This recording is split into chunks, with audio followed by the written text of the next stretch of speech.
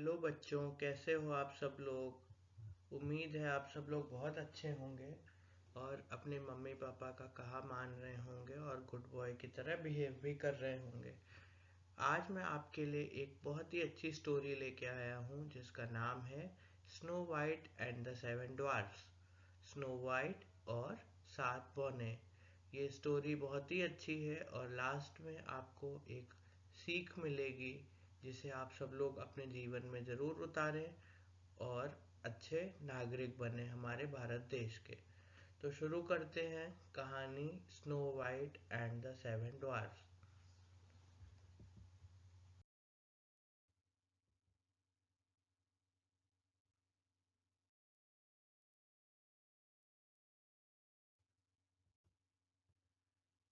यह बेहद पुरानी बात है। एक राज्य की रानी सर्दियों के समय खिड़की के पास बैठकर कुछ सिल रही थी। अचानक सुई उसकी उंगली में चुभ गई और रानी के रक्त का कतरा पास की बर्फ पर जा गिरा। इस घटना को देख रानी के मन में एक ख्याल आया कि काश मेरी एक बेटी होती जिसका रंग इस बर्फ की तरह ही सफेद होता। उसका होठ रक्त के कतरे से भी लाल होते और बाल काली घटाओं से। कुछ समय बाद ही रानी को बेटी हुई और वो ठीक वैसी ही थी जैसी उन्होंने कल्पना की थी। इसलिए उसका नाम रखा गया स्नो वाइट। कुछ समय बाद रानी की मृत्यु हो गई और समय बीतने के बाद राजा ने दूसरी शादी कर ली। वो नई रानी भी बेइंतहा खूबसूरत थी। रानी के पास एक जादुई आईना था जिससे वो रोज पूछती थी कि बता, इस दुनिया में सबसे सुंदर कौन है। चूंकि वो आईना कभी झूठ नहीं बोलता था तो वो हमेशा कहता था, आप ही सबसे सुंदर हो रानी। यह सुन रानी बहुत ही खुश होकर इतराती थी। यही वो आईना था बच्चों, जिसको वो देख के रानी खुश हुआ करती थी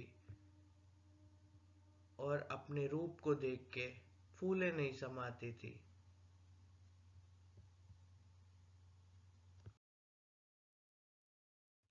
समय बीतने के साथ साथ स्नो वाइट की खूबसूरती और भी निखरती गई और एक दिन ऐसा आया जब जादुई आईने ने रानी की बजाय जवाब दिया, जग में सबसे सुंदर है स्नो वाइट।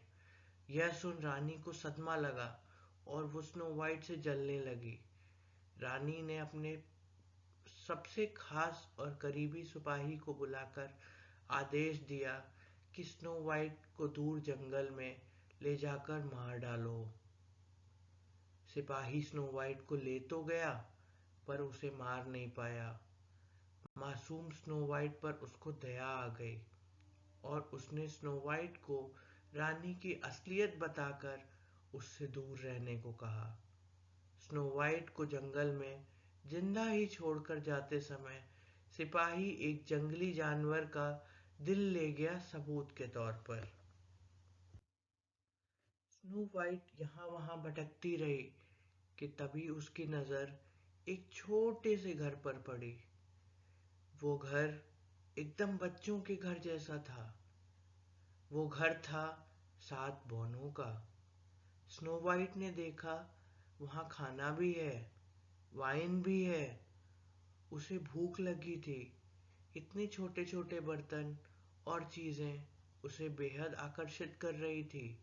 स्नो वाइट ने खाना खाया, वाइन भी पी और सो गई। जब बौने घर लौटे तो सब कुछ अस्त व्यस्त देखकर सोच में पड़ गए। फिर उनकी नजर स्नो वाइट पर पड़ी। वो जाग गई और उसने बौनों को अपनी कहानी सुनाई तो उन्हें उस पर दया आ गई और उन्होंने उसे अपना साथ रख लिया। वो घर का सारा काम करती और बौने जंगल में जाकर पैसे खाने का इंतजाम करते। बौनों ने स्नो वाइट कि सावधान रहने को कहा कि जब वो घर पर ना हो तो किसी को भी घर में ना घुसने दें।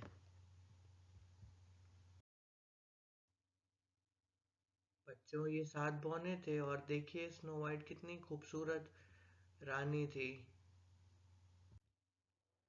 इस बीच रानी से फिर से आईने ने आईने से पूछा कि कौन सबसे सुंदर है। आईने ने कहा, आप बेशक सबसे सुंदर हैं, लेकिन जो आपसे भी सुंदर है वो है पहाड़ों के उस पार 7 बौनों के साथ रहने वाली स्नो वाइट। रानी गुस्से से आग बबूला हो गई और उसने स्नो वाइट को खत्म करने का बीड़ा खुद उठाया। उसने एक बुढ़िया का वेश धरा और कंघी बेचने वाली बनकर जंगल की तरफ चल पड़ी। स्नो वाइट को देखकर उसने कहा कि ये कंघी ले लो बेटी, मैं तुम्हारे बाल संवार कर दिखाती हूँ। जैसे ही उसने स्नो वाइट के बालों को कंघी किया, स्नो वाइट बेहोश होकर गिर पड़ी क्योंकि वो कंघी जहरीली थी। रानी वहां से चली गई, लेकिन फौरन बौने आकर स्नो वाइट के बालों से कंघी निकाल देते हैं और वो बच जाती है। रानी फिर आईने से पूछती है। आईना वही जवाब देता है।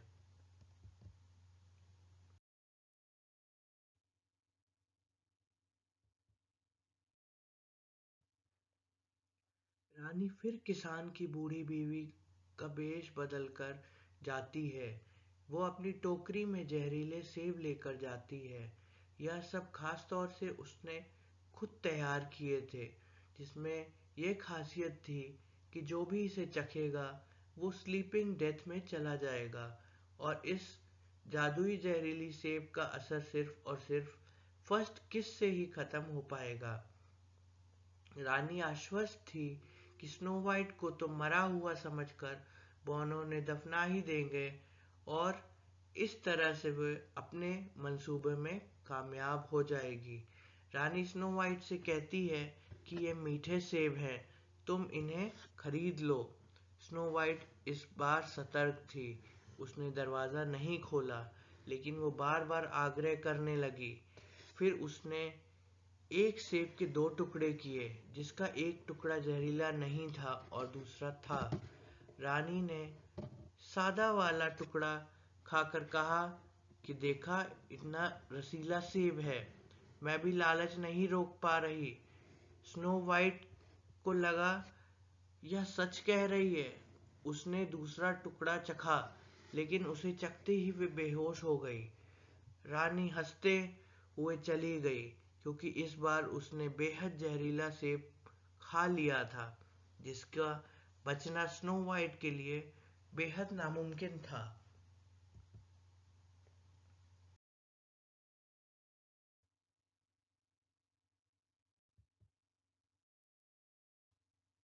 स्नो वाइट ऐसी अवस्था में चली गई थी जहां अस्थायी तौर पर उसके शरीर के अंग क्रियाशील नहीं थे।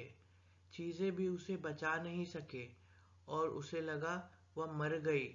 सभी फूट फूट कर रोने लगे। उन्होंने स्नो वाइट को देखा। वो एकदम फ्रेश लग रही थी।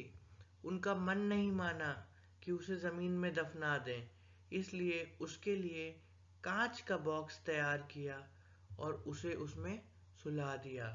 कांच के बॉक्स पर लिखा कि यह अनमोल है।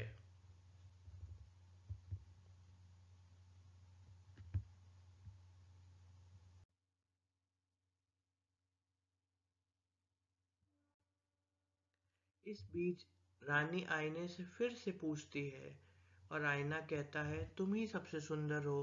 रानी खुद और भी गर्व करने लगती है। समय बीतने लगा। कुछ समय बाद ही उस जंगल से एक सुंदर राजकुमार जा रहा था।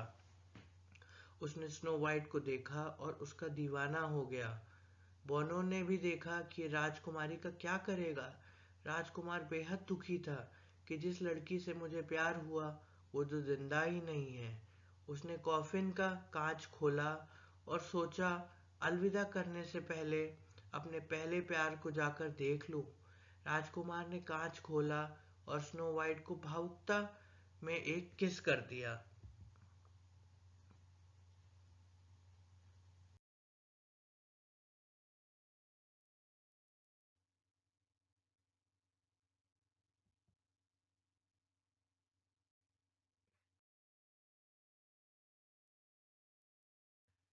किस करते ही रानी का जादू तो खत्म हो गया।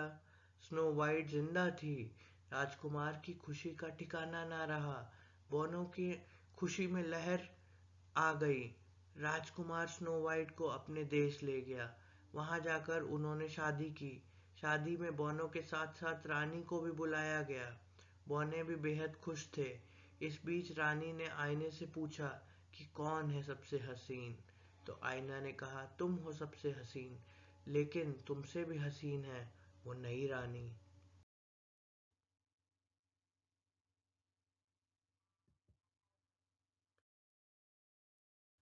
स्नो वाइट की असलियत जाने बिना रानी नई रानी की खूबसूरती देखने शादी में चली गई।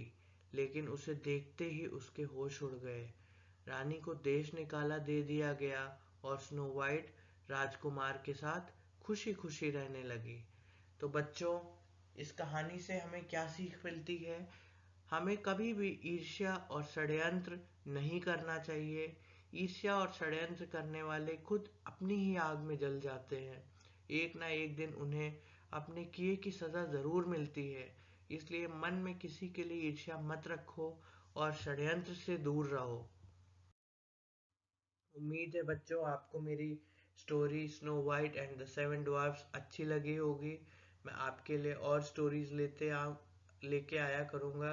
तो मेरे चैनल को प्लीज़ लाइक करें, सब्सक्राइब करें और शेयर भी करें। Thank you for watching. Have a good day.